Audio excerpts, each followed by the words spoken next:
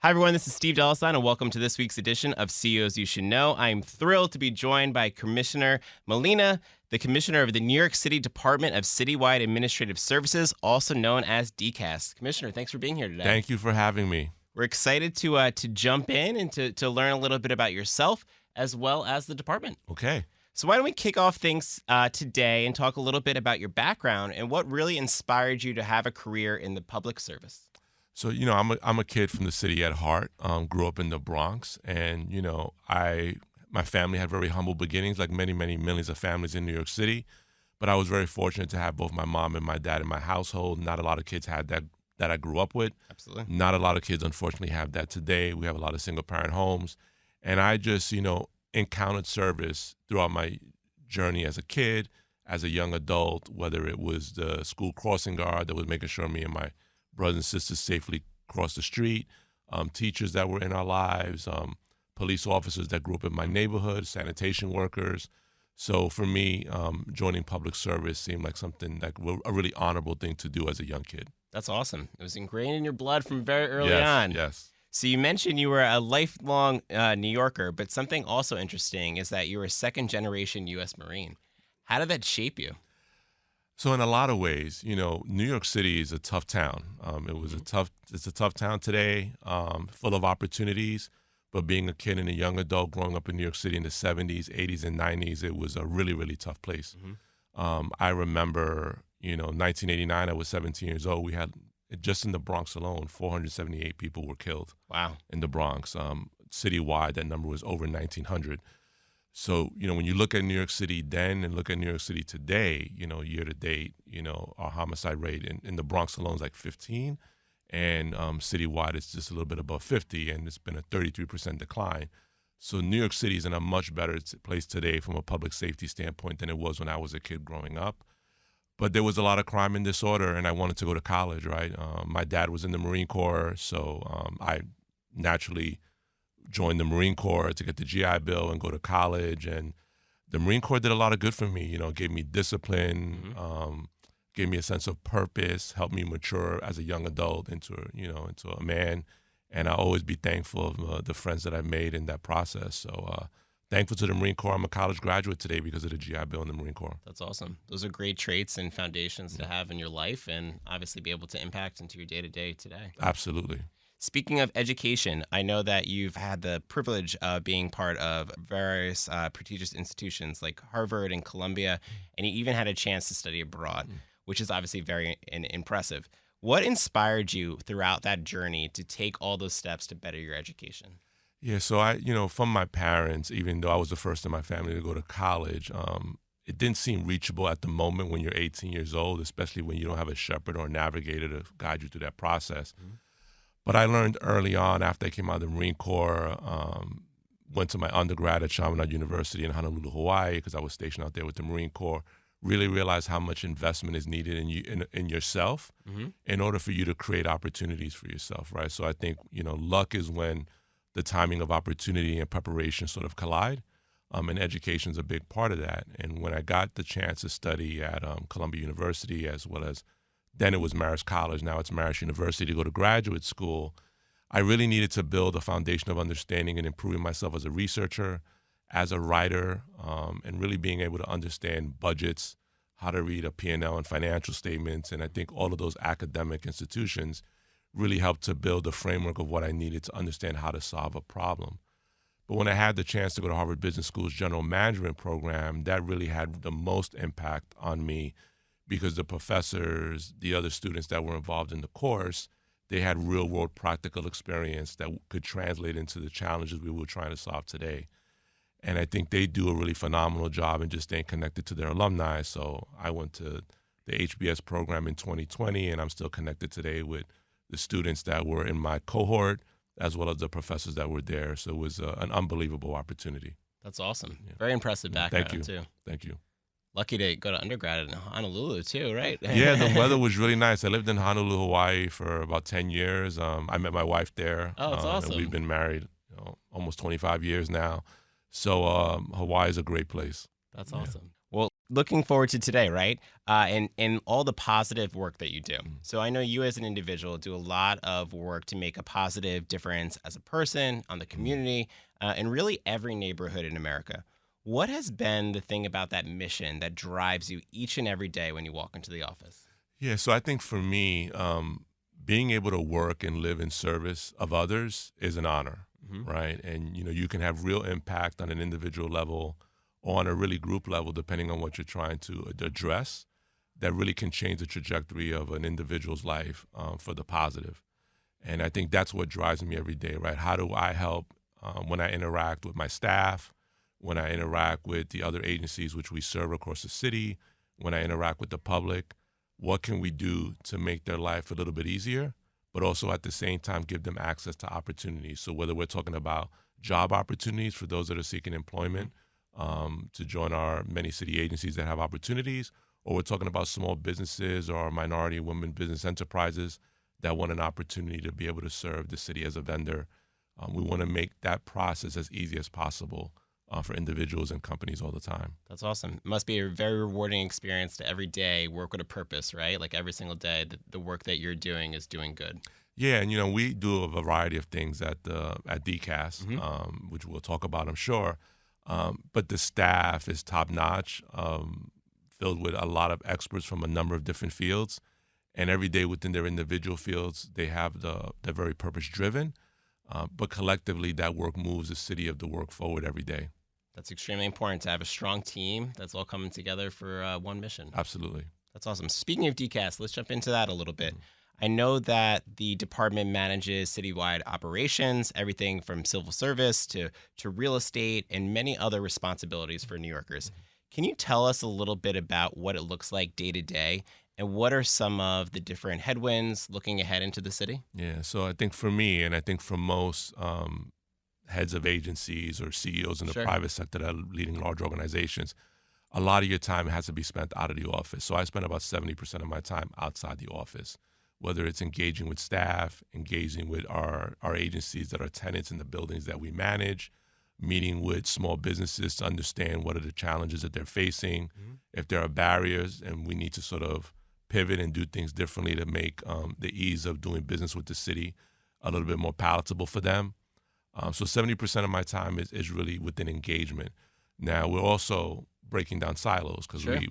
as you said, we manage citywide operations on the civil service level. That also means procurement. We have about $1.3 billion a year in procurement spend Wow. for goods and services for the city.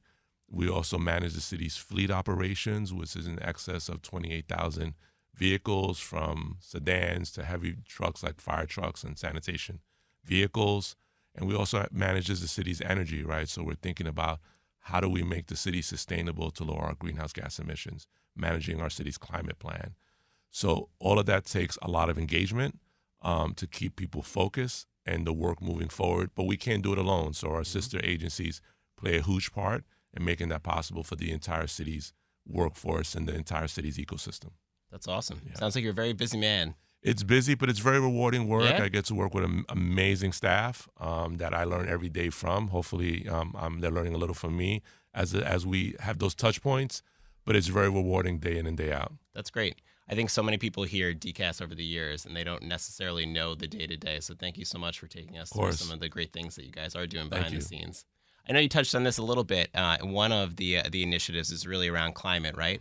Tell us a little bit about the city's greenhouse gas reduction plan and how you really foresee it impacting the future. Yeah, so in a number of ways, we've made great strides. I mean, we're upwards of like 30.5 megawatts just in solar. Wow. So we've installed a lot of solar panels across many city buildings throughout the city. We have a great partnership with the Department of Education. So hats off to the chancellor that's been a real partner in trying to deal with our sustainability plan. Our goal is to lower it by 40% by 2027. We had to sort of change our goal timeline because of COVID and supply chain issues, but we're on target to meet 40% by 2027 and 50% by 2030. And it's a multiple pronged strategy. One part of it is solar. Another part of it is updating our building management systems so that they're more sustainable so that we can lower our carbon footprint in our buildings. And another big part of it is our fleet management, right? We have now in our fleet 5,400 electric vehicles. That number will grow to 6,000 by the end of the year. Wow. And then for our heavy duty trucks, because electric isn't quite really there for heavy duty trucks, we've converted over 12,500 vehicles to renewable diesel, just because that burns cleaner than your traditional diesel. So it's an all-team effort. I have to thank our Deputy Commissioner, Sana Barakat, who oversees our Division of Energy Management, and our Deputy Commissioner, Keith Kerman. He's our citywide fleet officer, oversees that. They're doing tremendous work, and the city's really lucky to have them. That's awesome. Yeah. Seems like you guys are doing a lot of really great work. Yes, it's a team effort. Yeah, absolutely. I know every day, really the mission is making a change and taking a step better for a better future for all New Yorkers. What is your vision for the future of New York, and how do you really see it transforming over the next 10 years? Yeah, so I'll start off with, I think one of the biggest things the Adams administration, I think, did was the City of Yes. Mm-hmm. I think that piece of legislation is going to significantly transform and evolve not only the city, but the city's landscape. It's going to give us an opportunity to increase much needed affordable housing. You know, our vacancy rate is about 1.4%, and the city is getting expensive, right? And we just don't have enough supply to meet the housing demand that we have here in New York City. So when I think about just how doing big things, City of Yes represents that this city can still do big things. And we have to also recognize that the buildings in our portfolio are aging. On average, they're like 90 years old. Many of these building systems are 30 and 40 years old. So I think transitioning and really thinking about how can we put affordable housing in what is really outdated office spaces, and how we can shift to have our workforce work in much more updated business spaces that are more environmentally friendly, provide a better work-life balance for our workers. It's a win-win for affordable housing. It's a win-win for the retention for people that work for the city. So I think that's one of the biggest transformative pieces of legislation that this city has done in a generation.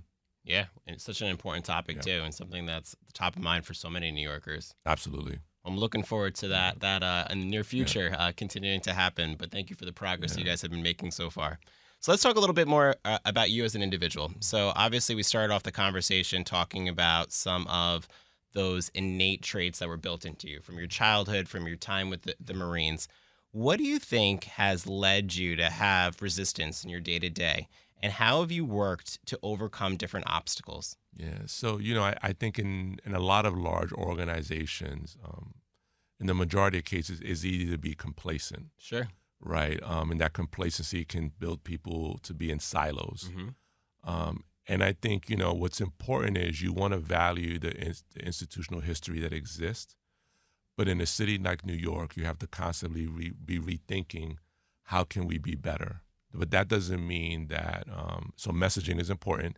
That doesn't mean that we're trying to eliminate somebody's job, but we're trying to enhance that person's ability to be more successful. So you want to have sort of this, I would call it a creative friction.